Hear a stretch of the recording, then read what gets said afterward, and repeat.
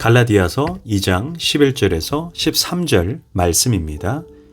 게바가 안디옥에 이르렀을 때에 책망받을 일이 있기로 내가 그를 대면하여 책망하였노라. 야고보에게서 온 어떤 이들이 이르기 전에 게바가 이방인과 함께 먹다가 그들이 오매 그가 할례자들을 두려워하여 떠나 물러가매 남은 유대인들도 그와 같이 외식함으로 바나바도 그들의 외식에 유혹되었느니라. 아멘. 할렐루야. 오늘도 좋은 날입니다. 갈라디아서 2장 11절에서 13절 말씀 묵상입니다. 오늘은 신앙인의 외식이라는 제목으로 말씀을 나누도록 하겠습니다. 기독교가 오직 믿음, 오직 은혜를 강조하다 보면 행함의 중요성을 잃어버릴 때가 있습니다. 물론 구원은 100% 믿음으로 받습니다. 그러나 그 믿음이 진짜인지 가짜인지는 반드시 삶의 자리에서 행함으로 입증되어야 합니다. 예수님도 주여 주여 하는 자가 천국에 들어갈 것이 아니요 다만 아버지의 뜻대로 행하는 자라야 들어간다라고 했습니다. 이 시대의 기독교인들을 향해 세상 사람들은 예수장이들 말만 잘한다라고 말합니다. 이 말은 칭찬이 아닙니다. 본인들은 그렇게 살지도 않으면서 말로만 죄를 지적하니 말과 행동이 일치하지 않는 위선자라는 의미입니다. 기독교인들이 신앙생활을 하면서 신앙의 적이 두 가지가 있습니다. 첫째, 신앙의 지식을 가지고 있다고 내가 그렇게 살고 있다고 착각해서는 안 됩니다. 신앙을 추상화해서는 안 됩니다. 이를테면 성경을 많이 알고 있으면 믿음이 큰 줄로 착각하는 것입니다. 교회를 오래 다녔으면 그것으로 예수님을 잘 믿는다고 생각합니다. 교회 예식과 교회 행사를 능숙하게 처리하면 잘 믿는 것으로 착각합니다. 성경 공부를 많이 하고 성경 구절을 많이 외우는 사람이 믿음이 좋겠지. 그러나 어떤 지식이 그 사람의 신앙 크기는 아닙니다. 웃긴 이야기지만 안양교도소에서 징역 살던 전과 7범이 있었는데 머리가 아주 좋았다고 합니다. 성경 암송 시험을 보는데 이 사람은 문제 내기가 무섭게 척척 외웠다라고 합니다. 마태복음 5장 1절, 누가복음 3장 7절 이렇게 말하면 토시 하나 틀리지 않고 암송해냅니다.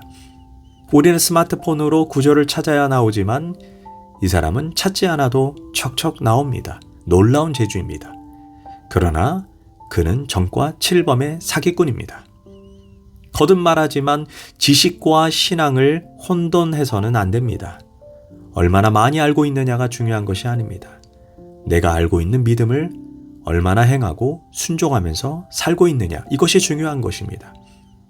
은혜를 받으면 반드시 삶으로 입증되어야 합니다. 둘째, 신앙인의 적은 위선, 외식입니다. 자신의 행위를 위장하는 것입니다. 잘못 믿으면서 잘 믿는 것처럼 별로 선한 마음도 없으면서 선한 일을 합니다. 사도행전 5장에 아나니아와 삽비라가 나옵니다. 이들은 다른 사람들이 자신의 땅을 팔아 하나님께 드리고 주변 사람들로부터 훌륭하다고 칭찬받는 것을 보게 되었습니다. 그들도 사람들로부터 칭송받고 존경받고 싶어 자신의 땅을 팔았습니다. 그런데 교회에 전부 내기는 아쉽고 사람에게 칭송받고 인정받고 싶은 것은 마음에 가득합니다. 그래서 반은 감추고 나머지 반만 갖다 바치면서 전부라고 속입니다. 위선입니다. 충격적인 것은 아나니아와 삽비라는 그 자리에서 죽고 맙니다. 초대교회에서 위선은 이처럼 가장 무서운 적이고 위선자에게는 엄한 처벌이 내려졌습니다. 선한 일을 하기는 하는데 진실한 마음은 없습니다. 하나님은 온데간데 없고 오직 사람에게 보여 칭찬받으려는 생각뿐입니다. 위선은 거룩함을 도둑질하는 무서운 죄입니다. 믿음이 있으면 있는 대로, 없으면 없는 대로, 알면 아는 대로, 모르면 모르는 대로 중요한 것은 진실입니다. 거룩한 행위를 위장하는 것은 참으로 혐오스러운 일입니다. 오늘 본문도 이런 각도로 살펴보아야 합니다. 이전 시간에 예루살렘 공회에서 베드로는 바울의 주장이 옳다고 지지해 주었습니다. 더 나아가 바울의 사도권, 즉 베드로가 유대인을 선교하는 것이나 바울이 이방인을 선교하는 것이 다 하나님의 동일한 역사라고 그의 사도권도 인정해 주었습니다. 이는 오직 예수 그리스도의 십자가를 통해서 우리는 하나님의 자녀가 될 수 있다. 유대인이나 이방인 모두 하나님 안에서 한 형제 자매다라고 선언했습니다. 지식적으로 완전한 해결을 보았습니다. 그리고 시간이 흘러 베드로가 바울이 사역하는 이방인 교회인 안디옥 교회를 방문합니다. 안디옥 교회 성도들은 베드로의 방문을 기쁘게 맞이하고 감격했습니다. 위대한 12제자이면서 수제자요, 반석이요, 천국의 열쇠를 가진 베드로가 그만 으쓱해집니다. 함께 예배하고 한자리에 앉아 즐겁게 담소를 나누고 밥을 같이 먹습니다. 그런데 그때 예루살렘 공회의 감독인 야고보가 보낸 예루살렘 교회 지도자들이 방문했다는 소식을 듣게 됩니다. 그 순간 그들의 방문에 베드로는 정신이 번쩍 납니다. 음식을 먹다 말고 벌떡 일어나 그 자리를 급히 피했습니다.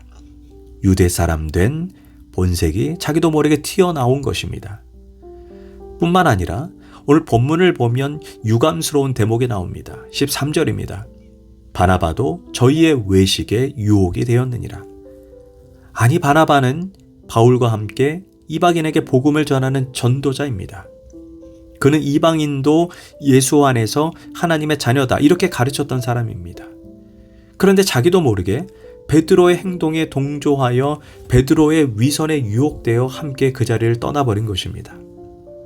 그 순간 이방 그리스도인들의 마음이 얼마나 깊게 상처를 입었겠습니까? 이게 무슨 일인가? 지금까지 우리는 그리스도 안에서 하나라고 하더니 이 무슨 차별이란 말인가? 많은 사람이 낙심하게 되고 혼란스러워합니다. 이것을 보고 바울이 분노합니다. 왜냐하면 베드로의 행동은 더 이상 이방인 형제들을 한 형제로 생각할 수 없다는 의미인 동시에 지금까지 전파한 복음 전체를 부정하는 것이기 때문입니다. 그것은 결국 복음만으로는 불충분하고 유대인처럼 되지 않으면 하나님의 백성이 될 수 없다는 뜻입니다. 왜냐하면 유대인들의 무의식 속에 할례받지 않은 이방인과는 식사를 하지 않기 때문입니다.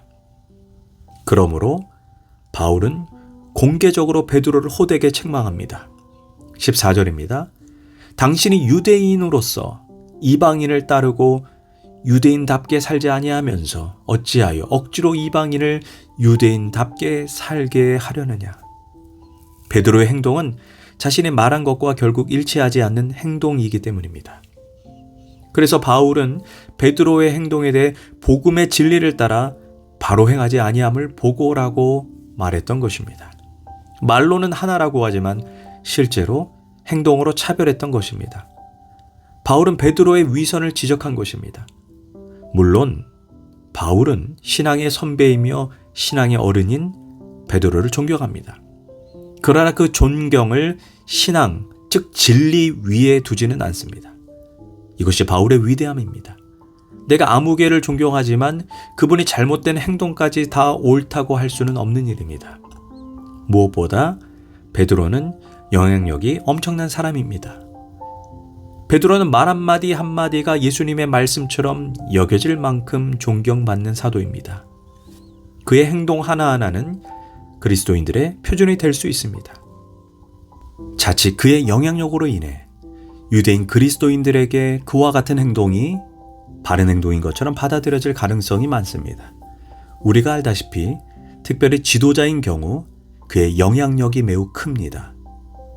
교회는 목사님만큼 크고 장로님만큼 잘한다라는 말이 있습니다. 장로님이 어떻게 행동하느냐에 따라 그만큼 교회가 달라집니다. 어느 교회 가보니 금요철야에 장로님들이 안 나옵니다. 그 교회는 언제나 금요철야 때 사람들이 나오지 않습니다. 교인들이 말합니다. 장로님이 안 나가는데 내가 왜 나가? 집사님이 안 나가는데 나야 뭐. 교인들이 이렇게 생각합니다. 이처럼 지도자의 위치가 중요합니다. 그래서 바울이 베드로의 위선에 대해 단호하게 말했던 것입니다. 신앙에 대해서, 진리에 대해서 바울은 절대 타협이 없습니다.